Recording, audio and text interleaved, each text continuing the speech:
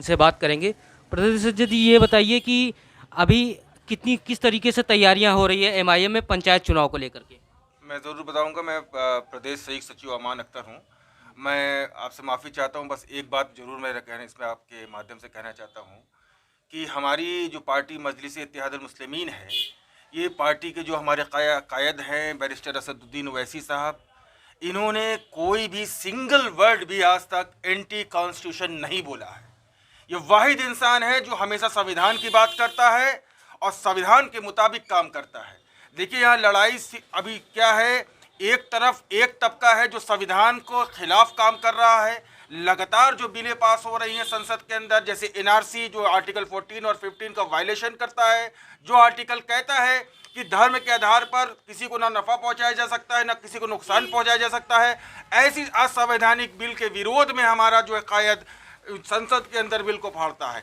दूसरी तरफ तब ताकत ऐसी है जो संविधान के हिसाब से देश को चलाना चाहती है, वो पार्टी वो ताकत है बैरिस्टर असदुद्दीन ओवैसी साहब की। और मजलिस इत्तेहादुल मुस्लिमीन सिर्फ माइनॉरिटी की पार्टी नहीं है, वो सिर्फ माइनॉरिटी की बात नहीं करती। मजलिस इत्तेहादुल मुस्लिमीन का बुनियादी उसूल है कि समाज के अंतिम पायदान पर जो व्यक्ति खड़ा है वहां तक भी विकास पहुंचे, वहां तक भी इंसाफ पहुंचे। ये हमारी जद्दोजहद है, ये हमारी बुनियाद है। हम बात करते हैं अकलियत की, दलितों की, माइनॉरिटी की, पिछड़ों की, अति पिछड़ों की, और लगातार हर तबके से हमारी तरफ लोग आ रहे हैं, चाहे वो राजभर समाज हो, चाहे पासी समाज हो, चाहे बुनकर बिरादरी हो, चाहे कोई भी बिरादरी हो, चाहे युवा तबका हो, लगातार आकर्षित होकर पार्टी की तरफ आ रहा है। वो इसलिए नहीं कि बैरिस्टर असदुद्दीन ओवैसी काम कर रहे, पर इसलिए कि बैरिस्टर असदुद्दीन ओवैसी ने हमेशा कॉन्स्टिट्यूशन की बात की है, संविधान की बात की है। और जो भारतीय जनता पार्टी सरकार है और तमाम ऐसे संगठन जो भारतीय जनता पार्टी से जुड़े हुए संगठन हैं, जो हुड़दंगी तत्व हैं, लगातार चाहते हैं देश के अंदर मनुस्मृति लाई जाए, बाबा साहब भीमराव अम्बेडकर का जो संविधान है इसके खिलाफ काम किया जाए। लगातार संविधान को खत्म करने की बात हो रही है, और बैरिस्टर असदुद्दीन ओवैसी साहब लगातार वो परचम लेकर खड़े हैं बाबा साहब भीमराव अम्बेडकर का जो संविधान है उसको बचाने के लिए। ये मुल्क का आइन, ये मुल्क का संविधान महान है, इसकी जड़ें, इसकी आदत, इसकी संस्कृति महान है।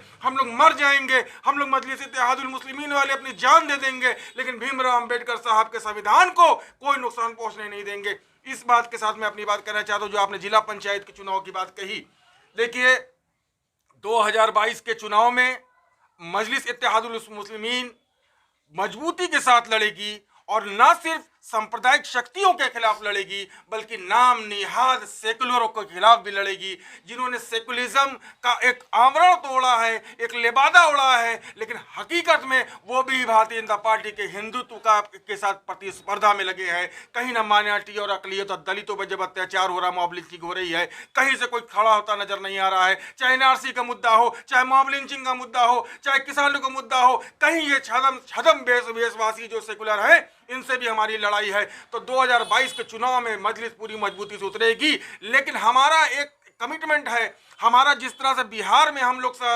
गठबंधन के साथ हम लोग लड़े हैं, उत्तर प्रदेश में भी हम लोग गठबंधन के साथ लड़ेंगे। और संकल्प भागीदारी संकल्प मोर्चा का निर्माण हुआ है, जिसके संयोजक हैं ओम प्रकाश राजभर जी, जो पूर्व कैबिनेट मंत्री भी रहे उत्तर प्रदेश सरकार में। और ये भागीदारी संकल्प मोर्चा में तमाम छोटी बड़ी पार्टियां सम्मिलित हैं। इसमें हमारे अपना दल से भी बात हो रही है, प्रगतिशील समाजवादी पार्टी के शिवपाल जी की भी आने की संभावना है, मायावती जी से भी बात हो रही है।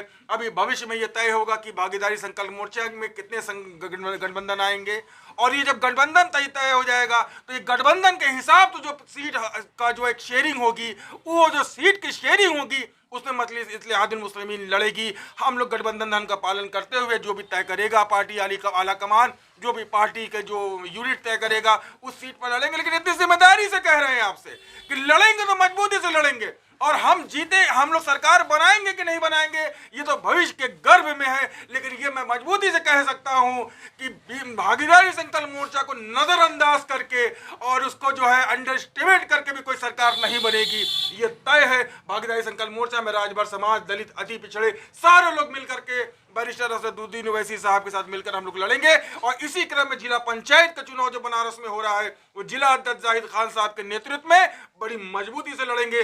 चाहे रोहनिया विधानसभा हो, चाहे हमारा बड़ा, चाहे आपका अजगरा विधानसभा हो, चाहे हमारा जो है आपका जो पिंडरा विधानसभा हो, इस सारी विधानसभाओं में हम लोग एक अच्छे और योग्य कैंडिडेट के साथ मजबूती से एक विकल्प देंगे कि जहां पे विपक्ष की आवाज दिन पे दिन खत्म की जा रही है सरकार के द्वारा, वहां पे एक विपक्ष की आवाज बनकर तैयार हो रही है मजलिस मुस्लिमीन।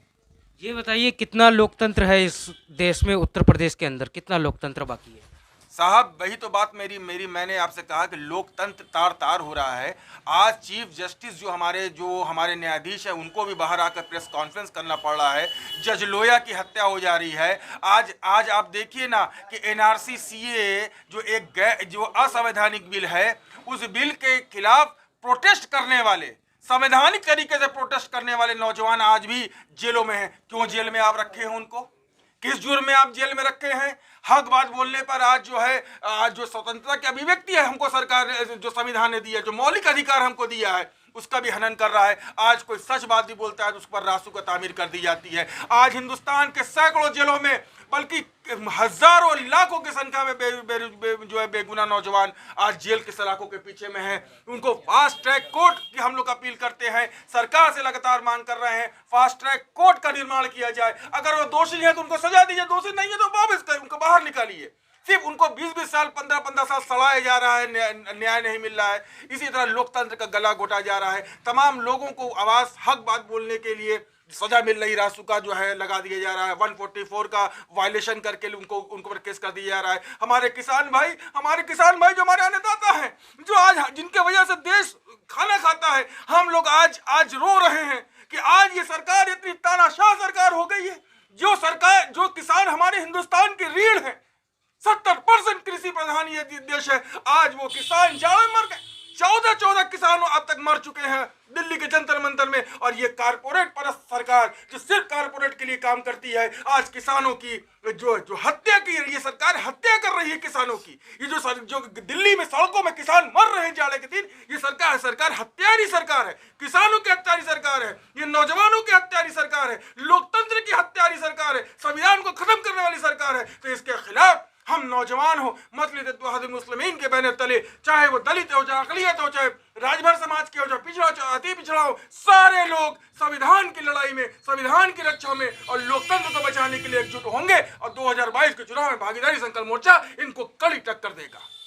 ये बताइए, अगर हम महिला सुरक्षा को लेकर के बात करें तो जैसा मोदी जी का दावा है सबका साथ सबका विकास और बेटी बचाओ बेटी पढ़ाओ, इस पर आप क्या कहेंगे कि महिला सुरक्षा कितनी है उत्तर प्रदेश में? महिला सुरक्षा, अब तो हम ये कहेंगे महिला सुरक्षा पे एक हास्यास्पद इनका स्लोगन है, हास्यास्पद हमको लगता है कि बेटी बढ़ाओ बेटी पढ़ाओ। इसको ये कहा जाए पढ़ेगी बचेगी बेटियां तभी तो पढ़ेंगी बेटियां। अब बेटियां बच कहाँ रही हैं? तेजाब डाल दिया जा रहा है लड़कियों के ऊपर, उनके साथ गैंग रेप अमानवीय तरीके से एक पशु की तरह उनके साथ बलात्कार किया जा रहा है, उसका वीडियो बनाया जा रहा है। ये किस युग में हम लोग आ गए हैं? क्या ये गांधी और लोहिया का देश है? क्या बाबा साहब अंबेडकर का देश है? ये वो देश है जिससे विश्व जो है इंस्पायर होता था, जिसकी संस्कृति से गांधी और अंबेडकर की जो नीतियां थी उसमें हम लोग फक्र करके सीना चौड़ा करके कहते थे। और अफ्रीका के आंदोलन में देख लीजिए, तमाम आंदोलन में दे दीजिए, नजीर थे गांधी जी हमारे। आज ये गांधी बाबा के देश में, अंबेडकर के बाबा देश में हमारी लड़कियां, हमारी बहनें क्रूरता से उनके साथ अमानवीय तरीके से बलात्कार हो रहा है। और बलात्कार क्यों ना हो?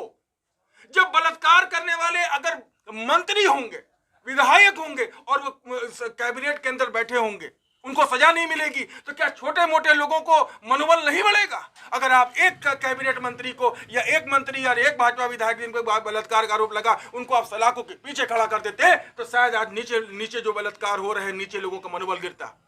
तो आधे से ज्यादा बलात्कारी तो उनके मंत्री परिषद में बैठे अगर जांच कराया जाए तो। और एक चीज़ हम आपसे ये जानना चाहते हैं कि जो अभी उत्तर प्रदेश की सरकार जो है एक कानून लेकर के आई है लव जिहाद को लेकर के, तो लव जिहाद जैसी क्या चीज़ है उत्तर प्रदेश में? कोई लव जिहाद नहीं, ये हिंदू मुस्लिम के प्रेम के खिलाफ है। जहाँ प्रेम की बात होगी ये दलित प्रेम के खिलाफ है। ये अगर एक आज़ाद भारत में हम लोग तो गुलाम नहीं ना है, हम लोग आज़ाद है ना।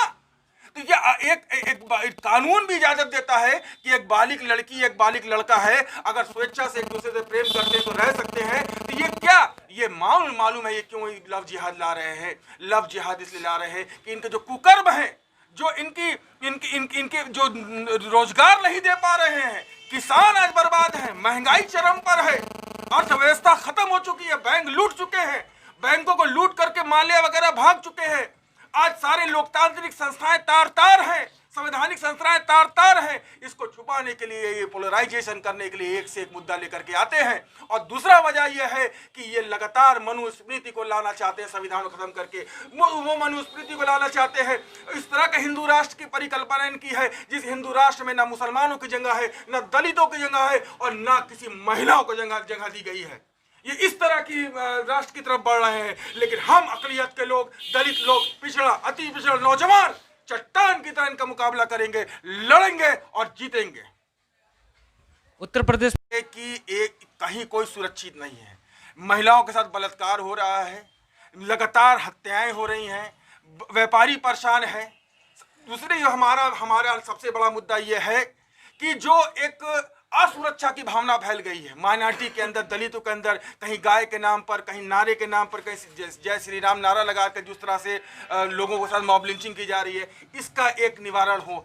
ये हम लोगों की सुरक्षा, लाइन ऑर्डर। दूसरा विकास के नाम पर हम एकदम तबाह बर्बाद हो चुके हैं। कोई विकास कहीं नहीं दिख रहा है, कहीं विकास। यहाँ कहीं ट्रंप आते हैं, बड़े बड़े अमेरिका से मंत्री आते हैं तो पर्दा लगा दिया जाता है, गरीब बस्ती के ऊपर दीवार खड़ी कर दी जाती है, विकास छुपा दिया जाता है। उनके जो कुकर्म है, जो विकास नहीं कर पाए हैं, उसको छुपा दिया जाता है। तो हम चाहते हैं कि ये जो रेहड़ी पटरी वाले हैं, जो आज एकदम दम तोड़ रहे हैं, इनके पास कोई रोजगार नहीं है, रोजगार पे काम हो, तमाम बंद मिलें चालू की जाए, नौजवानों को रोजगार दिया जाए, यहाँ पे बेहतर सुरक्षा, स्वास्थ्य की बात हो। स्वास्थ्य सिस्टम पूरा डैमेज हो चुका है, कोई प्राथमिक स्वास्थ्य केंद्र आज सही तरीके से नहीं चल रहा है। प्राथमिक स्वास्थ्य जो पाठशाला है वो एकदम डैमेज हो चुकी है।